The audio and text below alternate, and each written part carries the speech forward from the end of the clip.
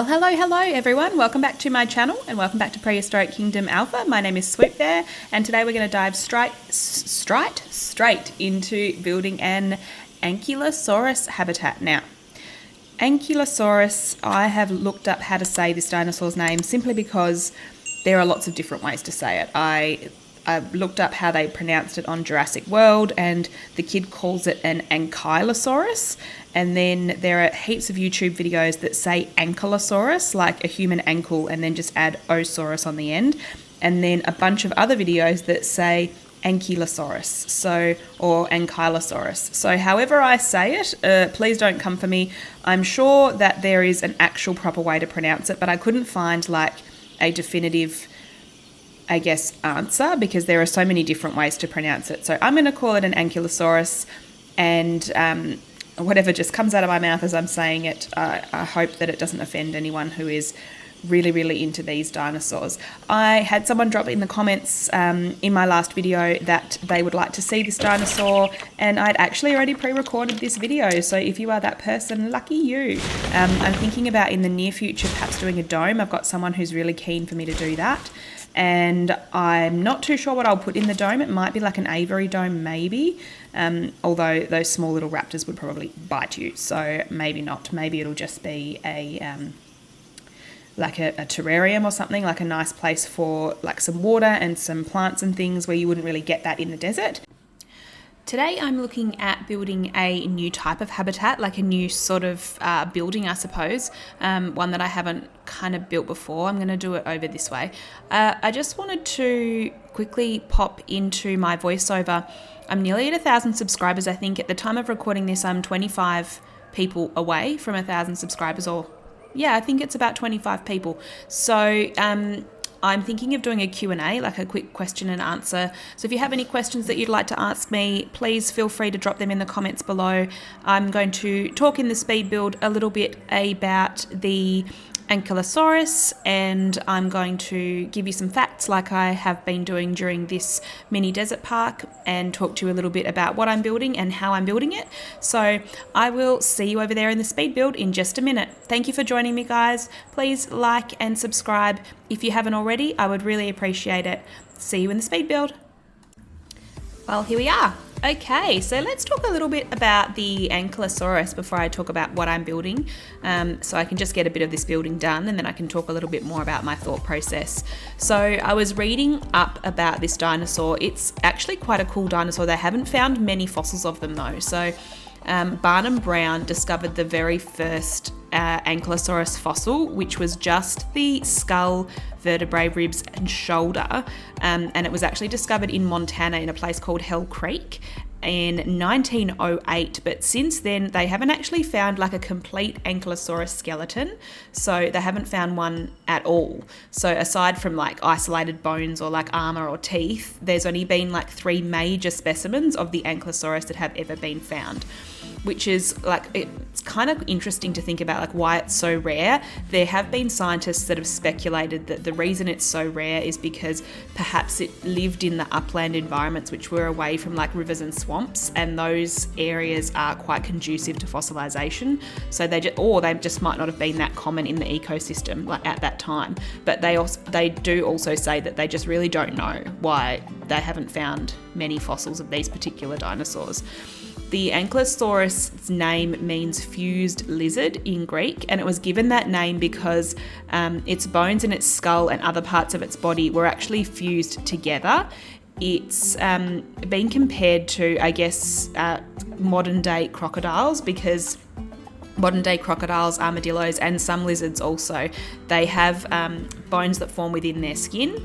So, and I think this was similar to this type of armor that this dinosaur had, the Ankylosaurus, on the outside. It had that big club tail that they say it might have had flat or triangular spikes, but they used that for defense. So it had a lot of defensive mechanisms to protect itself from predators. Speaking of like the Ankylosaurus spikes, one of the ankylosaur fossils that were found was described in 2017 in a journal as like it had a really interesting resemblance to the spiky-faced Ghostbusters monster Zool. Who you gonna call? Ghostbusters! Which the paleontologists named the Zool Cruavastator. I think it's like pronounced Cruavastator.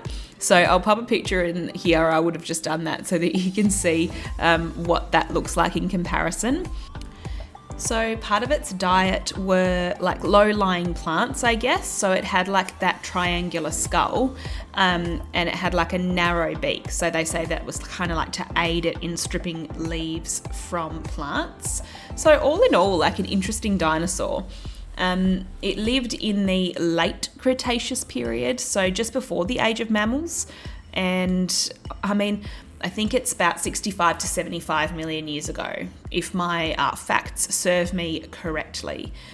It was about 10.7 metres long from what they can see and about 1.2 metres tall. It was quite wide as well, like 1.8 metres wide, which is hectic. Like that's as tall as I am. And it weighed between 5 to 6.5 tonnes, so huge dinosaur.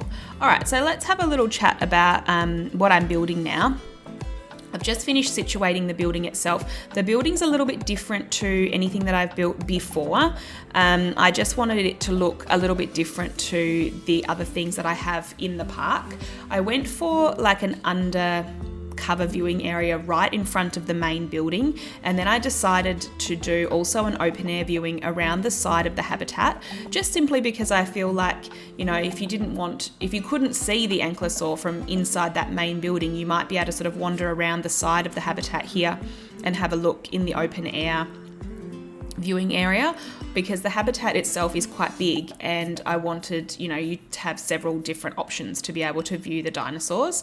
I think you could probably put 2, maybe 3 in this particular habitat. I didn't actually end up doing the entrance, like the realistic entrance where you could put the dinosaurs in and the keepers could move in and out.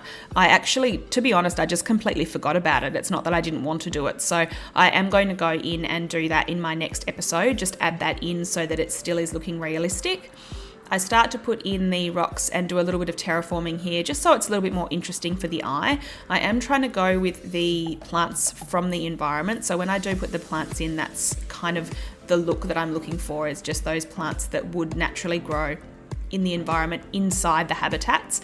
The trees and plants that go on the outside of the habitat, I feel like they are more the trees and plants that get cared for quite a lot by the people that work at the park. So they'd be watered, they'd be looked after, they'd be given like the fertilizer and things that they need to grow in this environment, which is why I feel like I can probably put more kind of tropical plants in those planters themselves. But in these types of areas where they're not generally looked after, they're just kind of let to grow, I have tried to just go with the plants that would grow and occur naturally.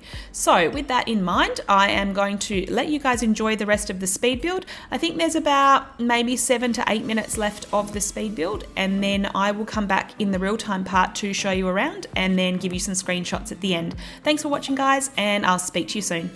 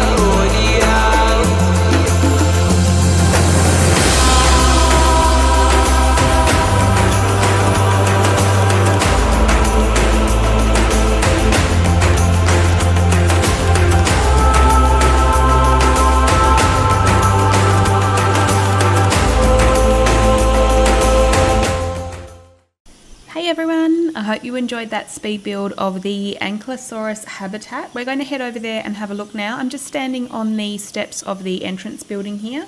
So you can see the entrance building's just over this side, and then to my left there is the restaurant, and you can head to the Protoceratops and the Dinosaurus down to the left. I decided to build off this way for the Ankylosaurus, so let's head on down here. I've gone for a little bit of a different style of building, but I have put this mesh up in the top here so that it is still lots of airflow in this building because it is very hot in this climate. We'll head through a lot of these trees that are in planters. I kind of feel like they would water them and they would cultivate these gardens, so I don't feel too bad about putting in different types of trees into planters and so on, and also into this area here. I feel like they might have forested that themselves and they kind of water that and look after it. I just wanted a little bit more green. So then we head through this way, and we can also head down that way. We'll do that in just a minute. We're going to head into the building. So there are 3 entrances. If you go into this entrance, there's also a disabled ramp down this side as well. So we'll head in here and we will go in like a guest up the stairs, and we can sit on the seats if we want, but we're not going to do that. We're just going to have a look through. There is a undercover bedding area here for the Ankylosaurus to come and lay. This building itself is about, how long? 1, 2, 3, 4. Like 24, 26 meters long or something. Like it's quite long. I haven't actually really done the proper math, but it's definitely big enough for the Ankylosaurus to come in here and a couple of them to lay here and have a little sleep. And then we've also got this really nice vista out onto the Ankylosaurus habitat. So we can see sort of we've got these rocky areas, and I left a lot of the areas where I think they would kind of walk and stomp down like really bare. Like they sort of walked around and they've stomped down quite a lot of the greenery and like the shrubbery and things. I really don't like these trees, these tall trees, but they do fit this climate, so I am using them. But I mean, I guess I have to start getting used to them. Oh, we've got a tree poking through. I'll need to fix that. But then you can, if you are unable to walk, you can come down this ramp here, and then we can head back out through the door. I did get some things ready, like I put a walkway through around here ready for my next episode, which I'm going to be recording shortly. And then we come down past this nice planter here on the right. If you're tired, you can just take a seat there and then turn around the corner, and then there is also this open air Ankylosaurus viewing area as well. So I've got this simple bench in the middle and then lots of benches around the outside. Probably too many, I might just get rid of some later, but this bench you can kind of sit on either side. So you can sit on this side, you can also sit on that side. And let's have a look at the vista from this side. Just ignore my little person statue here. So you can come underneath this undercover part, nice and cool, and have a little look. So you have just a completely different view of the Ankylosaurus habitat. So you can see sort of down into this corner here, or you can see sort of right across over this way, and you can also see in front here and over this way. So very different to the view that you have in this building here. I also put lots of rocks and trees to kind of hide away this building a little bit. So when you're standing here, you're not necessarily looking at the other viewing building that you either have just been to or you haven't been into yet. So you've kind of got your own view here. And then you can head back to the front area. There will be other habitats over this side eventually, but not too many. I think I'm going to head the other way first and foremost. And then that's it, guys. We'll head around this way. I did put that forest into the left there, that little forested area that I feel like they would have added that in. And then if we head around, then this path brings you back to the entrance building where the Protoceratops is. Protoceratops building just there, and the restaurant area. And then up here is the Dinosaurus. So if I zoom out, you guys can see exactly how big everything is. All right, so we're getting there, guys. We've got very similar sort of style of roofing. I quite like that. I think that would be something that would happen in a zoo if it was built, or a park if it was built sort of as a startup. So I have there, over here is the Ankylosaurus habitat. Over here, the Protoceratops, and then over this way, the Dinosaurus. I haven't actually put in an entranceway for where you would pop the Ankylosaurus in, but I will do that in my next episode. I'm going to pop it in down this end, and we are going to have another habitat over this side and then one more over here. So there'll be a couple of habitats here. Remember, this is a mini park, so it's not going to be really sprawling like my last park was. It's more going to be quite close together and people don't have to walk too far to see things. So thank you so much for tuning in, guys. I'd really appreciate it if you could click on that like button if you are enjoying my content, or leave a comment telling me what you like, what you don't like, and subscribe if you're really enjoying my content.